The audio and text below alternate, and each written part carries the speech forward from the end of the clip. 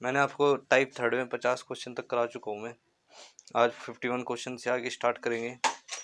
और मैंने पीडीएफ का लिंक नीचे डिस्क्रिप्शन में दे दिया, वहाँ से डाउनलोड कर लेना।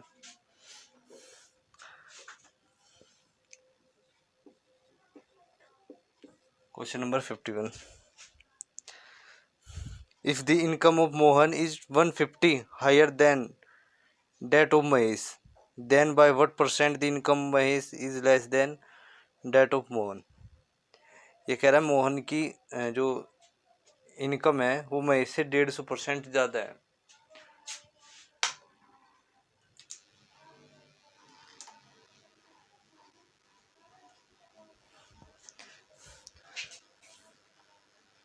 तो एक तरफ मोहन है और एक तरफ क्या महेश है। मोहन और महेश। मोहन की महेश से 150% ज़्यादा है।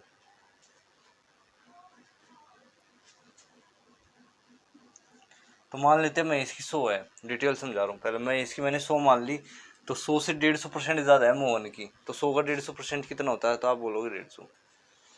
तो 100 तो पहले से थी और 150 और बढ़ेगी, तो कितनी होगी मोहन की 250 होगी। इसकी इनकम 250 होगी, मोहन की इनकम 250 होगी, और महेश की कितनी होगी 100 होगी। अब ये कह रहा है क्वेश्चन में कि मोहन से महेश की कितनी कम है सैलरी, जो इनकम है सॉरी वो कितनी कम है। तो आप कहोगे कितनी कम है, 150 कम है। 150 कम है किस पे, 250 पे। 250 पे कितना कम हुआ, 150। डिक्रीज कितना हुआ, 250 पे। और परसेंटेज किस पे निकालते हैं हम, 100 पे। 3 5 जा, अब 5 जा, ये आएगा कितना इसको सोल्व करके, ये आएगा 60%। तो 60% उसकी डिक्रीज हुई सैलरी। क्वेश्चन नंबर क्या था, 51 था हमारा।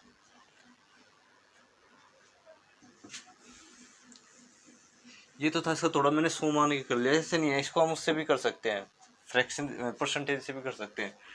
तो आप बोल 150% की फ्रैक्शन होती है, जो 150% की फ्रैक्शन होती है ना वो होती है कितनी। तो आप बोलोगे, अगर आपको नहीं निकालनी आती तो एक तरीका है इसका भी, 100% प्लस 50% लिख सकते हैं सेपरेट करके। 150 को 100% को बोलते हैं हम 1 और 50% को बोलते हैं 1/2। इसको सोल्व करेंगे तो कितना आ जाएगा, 3/2। तो 150% की जो फ्रैक्शन होती है वो होती है 3/2। किसकी आई है, 150% की आई। अब मान लेते हैं मैं इसकी जो सैलरी है वो 2 यूनिट है, जो उसकी इनकम है वो 2 यूनिट मान ली मैंने, क्योंकि जो नीचे लिखा रहता है ये हमेशा टोटल को रिप्रेजेंट करता है, ओरिजिनल नंबर को। तो मैंने मान ली मैं इसकी कितनी है, 2 यूनिट है। अब 2 का 150% कितना होता है, 3। तो पहले 2 थी, अब 3 और बढ़ गई, तो कितनी होगी, मोहन की 5 होगी। जो मोहन की इनकम है वो होगी 5 यूनिट। तो महेश से मोहन की कितनी ज़्यादा है, तो महेश से मोहन की 3 ज़्यादा है। लेकिन क्वेश्चन में कह रहा है कि महेश की मोहन से कितनी कम है। तो 3 कम है, किस पे कम हुआ, 3 5 पे, तो 100 पे कितना। तो इसको सोल्व करोगे तो आपको ये निकल के आएगा कितनी, 60% डिक्रीज होगा। माइनस का साइन दिखाता है कि वो डिक्रीज हो रहा है। तो मैंने आपको 100 मान के बता दिया और परसेंटेज से भी बता दिया। Question number 52।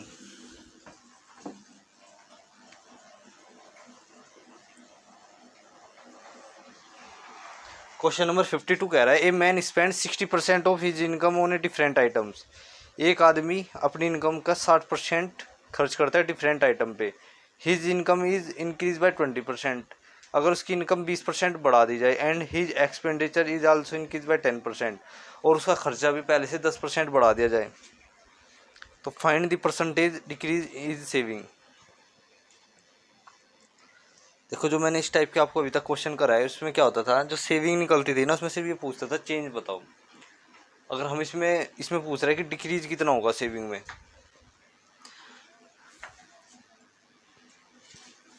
तो ये उस तरीके से नहीं होने वाला, इसको अलग तरीके से करना पड़ेगा।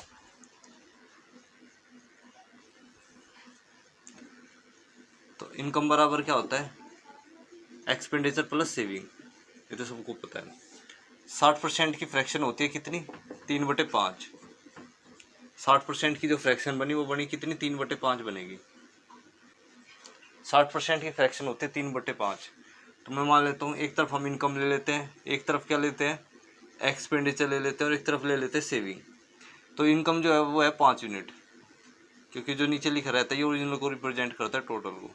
और 5 में से अगर वो 60% खर्च करता है तो 3 बचता है। तो खर्चा कितना करता है वो 3 यूनिट करता है।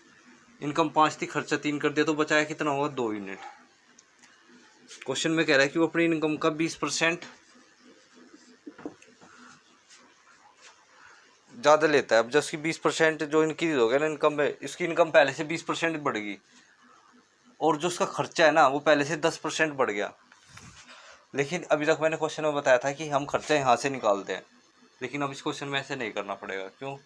क्योंकि इसमें पूछ रहा है कि सेविंग डिक्रीज हो रही है। एक तो चीज़ इसमें ये पूछ ली, ये क्वेश्चन थोड़ा से अलग है।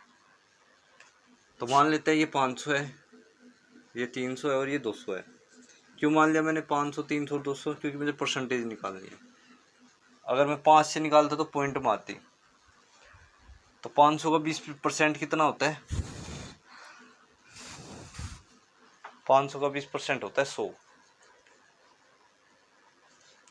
पहले 500 लेता था तो अब 100 ज़्यादा लेता है, तो कितनी लेता है अब इनकम वो 600। अब उसकी इनकम बढ़ के होगी 600। अब जो खर्चा निकालना है ना वो इसी इनकम से निकालना पड़ेगा। मैं इसी इनकम का निकालना पड़ेगा कितना परसेंट, अब बताता हूँ। 60% तो वो पहले खर्च करता था स्टार्टिंग में, और पहले से ज़्यादा खर्चा कितना बढ़ गया, अब 10% और बढ़ गया उसका।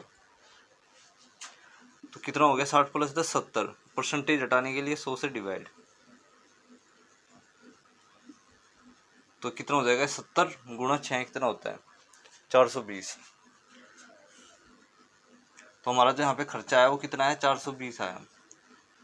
अगर वो अभी उसकी इनकम 600 है तो खर्च कर देता है वो 420, तो बचाता कितना होगा? तो इसमें से इसको माइनस कर देंगे तो उसकी सेविंग आ जाएगी निकल के। तो 600 में से 420 माइनस 600 में से 400 गए तो आपको हो गए कितने बचे 200, और 200 में से 20 और गए तो 180 बचे। तो देखना यहाँ पे सेविंग पहले 200 थी, अब 180 होगी, डिक्रीज हो रही है ना। अगर मैं उस तरीके से करता इसको, एक्सपेंडिचर जैसे 10% बढ़ा था तो उसकी जो सेविंग है वो इंक्रीज हो गया आती। अगर इंक्रीज हो गया आती, क्वेश्चन में पहले बोल दिया कि हमें तो डिक्रीज में चाहिए। तो 200 से 180 हो गया, कितनी कमी आई 20 की कमी आई। तो 20 की कमी आई किस पे 200 पे, तो 100 पे कितनी,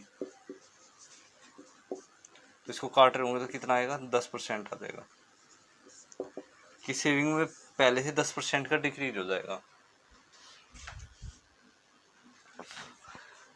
मैं इसको दोबारा समझा देता हूँ। इनकम, एक्सपेंडिचर और सेविंग, 60% वो खर्च करता है पहले से। तो मैंने निकाल दिया 5 3 2, इनकम मैंने 5 यूनिट मान ली, खर्चा 3 यूनिट मान लिया, और सेविंग 2 यूनिट मान ली। मैंने इसको 500 300 200 इसलिए मान लिया, 100 से मल्टीप्लाई कर दिया क्योंकि मुझे 20% निकालना है। तो उसकी इनकम पहले से 20% बढ़ेगी, तो 20% बढ़ी तो अब कितनी होगी 600 होगी। अब जो खर्चा है ना वो यहाँ से नहीं निकाल सकते हम खर्चा, क्योंकि उसने कहा कि 60% तो पहले खर्च करता था और 10% अब ज़्यादा करता है पहले से। तो वो पहले अब कितना करता है 70% खर्च करता है इस बड़ी इनकम का। तो इस बड़ी इनकम का खर्च करता है 70%, तो 420 खर्च कर देता है 600 में से, तो बचाता है कितना 180। पहले बचाता था 200, तो कितना आएगा इसका हमसे -10%।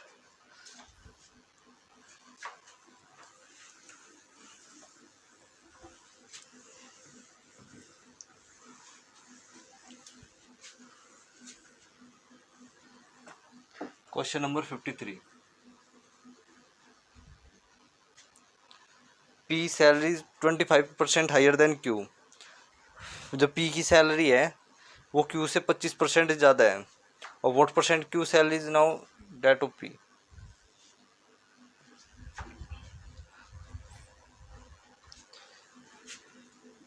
पी है और एक क्यू है, इन दो बंदों की सैलरी दे रखी है। तो क्यू की सॉरी जो पी की है ना वो क्यू से 25% ज़्यादा है।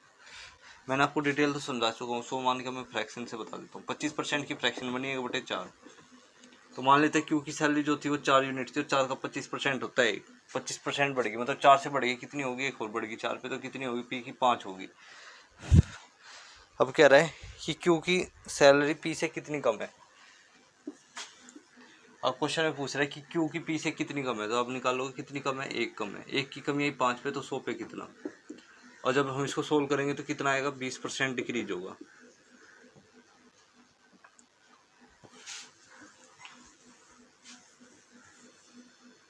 क्वेश्चन नंबर 54,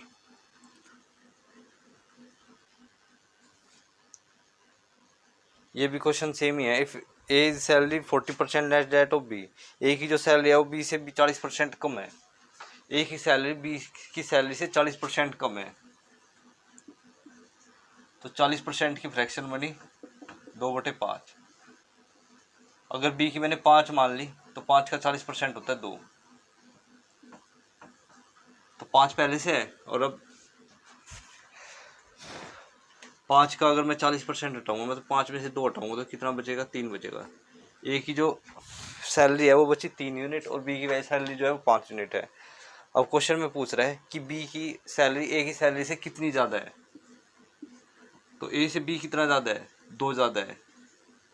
अब 2 का इंक्रीज हुआ किस पे, 3 पे, तो 100 पे कितना। इसको सोल्व करेंगे तो आएगा 66 सही 2/3%। कैसे आया 66 सही 2/3%, 1/3 फ्रैक्शन की परसेंटेज वैल्यू होती है 33 सही 1/3%। अब मैं इसको 2/3 लिखूँ, 2 से मल्टीप्लाई करना पड़ेगा दोनों तरफ, इधर भी मैं ऐसे ही 2 से करूँगा मल्टीप्लाई, 33 दूनी 66 और ये आ जाएगा 2/3%। वरना इसको 200/3 लिख के भी सोल्व कर सकते थे इसमें, तब भी याद करता।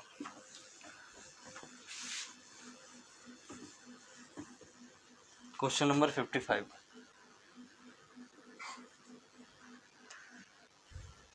55 क्वेश्चन कह रहा है A salary was decrease by 50% and subsequently increase by 50%, how much percent does he loss. ये कह रहा है एक आदमी की जो सैलरी है ना वो पहले तो 50% घट जाती है, और जो 50% घटने के बाद बचती है उसी में से फिर 50% बढ़ जाती है। तो पूछ रहा है कि ओरिजिनल सैलरी और जो अब आई है सैलरी उसका परसेंटेज चेंज बताओ।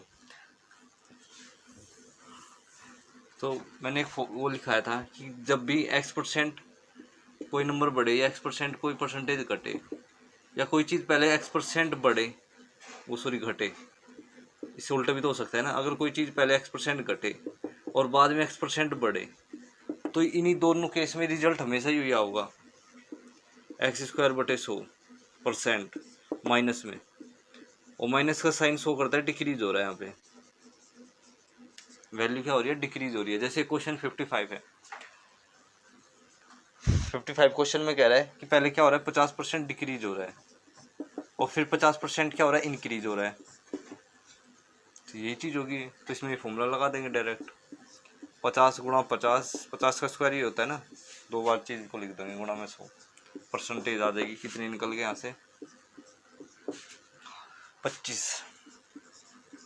तो उसे 25% का डिक्रीज होगा यहाँ पे होगा 25% का डिक्रीज। तो ये क्वेश्चन में कह रहा है कि what percent does he loss, loss का भी मतलब वही है डिक्रीज होना, ए ऑप्शन इसका करेक्ट होगा। ये माइनस का साइन यहाँ पे यही चीज़ दिखा रहा है कि हमेशा ही आंसर में डिक्रीज होना है।